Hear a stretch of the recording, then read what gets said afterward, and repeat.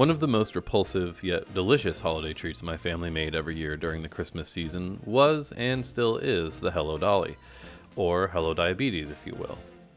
Just from looking at them right now, you should be able to tell why.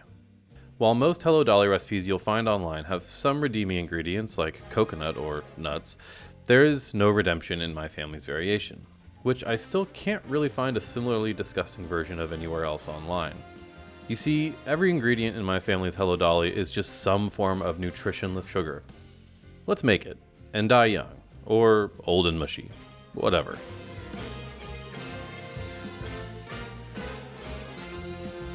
To begin, let's assemble the vast array of really difficult to deal with ingredients that you're going to need to make these abominations. A sleeve of graham crackers, a stick of butter, sweetened condensed milk, M&Ms, semi-sweet chocolate chips, and butterscotch chips. Yep, that's it.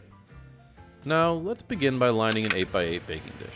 But be warned, don't do it like I am here. I got really cute with it, just cutting out a piece of parchment paper to fit perfectly in the bottom, when I should have run it up the sides as well. Life's going to be a son of a bitch for me in 2 hours when I have to try and get the bars out of here and they're stuck like hell to the sides. Next, we need to pulverize these graham crackers. The easiest way is going to be putting them into a plastic bag and smashing the shit out of them with a rolling pin as I'm doing here.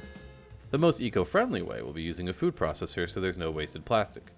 That said, I don't really know whether the electricity used is worse or not, but I guess at a certain point, if you optimize eco-friendliness too much, we all just need to hop off the edge of this flat earth.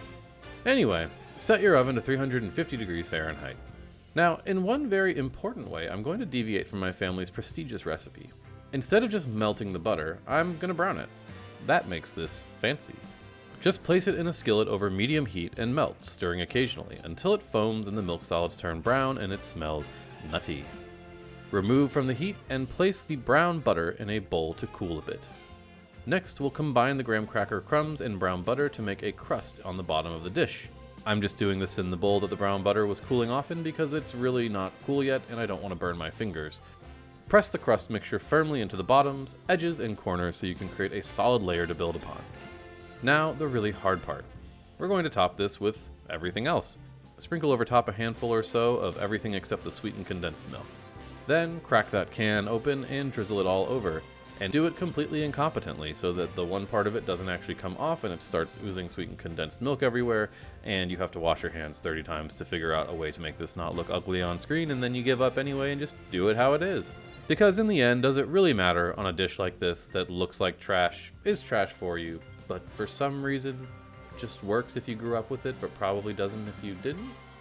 Finally, garnish with a few more sprinkles of your toppings of choice. I'm personally less interested in more butterscotch, so I'm going to skip that here. Next, place the dish into the oven and bake for about 30 to 40 minutes or until the sides bubble and brown and the center slightly browns.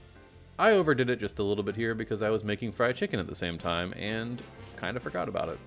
Now go ahead and let it sit on the counter until cooled enough to go in the fridge to sit until it fully cools. While this is happening, consider the poor life choices you made that led you to concocting such a strange snack. Then cut the tray into a 4x4 grid and enjoy, I guess. These are definitely better with a substance or two. Okay, bye.